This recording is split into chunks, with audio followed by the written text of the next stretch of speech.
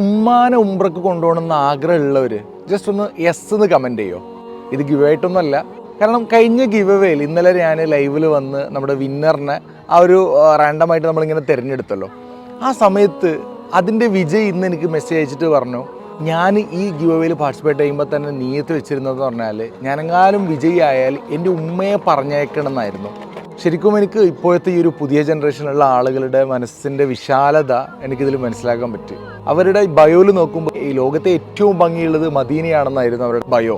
അതേപോലെ കഴിഞ്ഞ ഗിവ് അവേയിൽ കിട്ടിയതും ഒരു യതീമായ കുട്ടിക്കായിരുന്നു.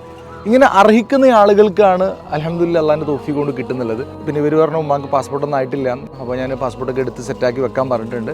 അപ്പോൾ ഏതായാലും നിങ്ങളെല്ലാവരും പാസ്പോർട്ട് എടുത്ത് വെക്കണം കേട്ടോ ഉമ്മാക്കൊക്കെ. കാരണം ഗിവ് അവേയിൽ തന്നെ കിട്ടുമെന്നല്ല, ഇൻഷാ അല്ലാഹ് ഒരു ദിവസം നിങ്ങൾ വലിയ നിലയിലെത്തും. അപ്പോൾ നിങ്ങൾ എന്തായാലും ഉമ്മാൻ്റെ ഉപ്പാൻ്റെ കൂടെ നിങ്ങൾ ഉംറക്ക് പോകും, ഉറപ്പാണ് ഇൻഷാ അല്ലാഹ്. അല്ലാഹു തആല എല്ലാവർക്കും അതിനുള്ള തൗഫീഖ് നൽകട്ടെ. അസ്സലാമു അലൈക്കും.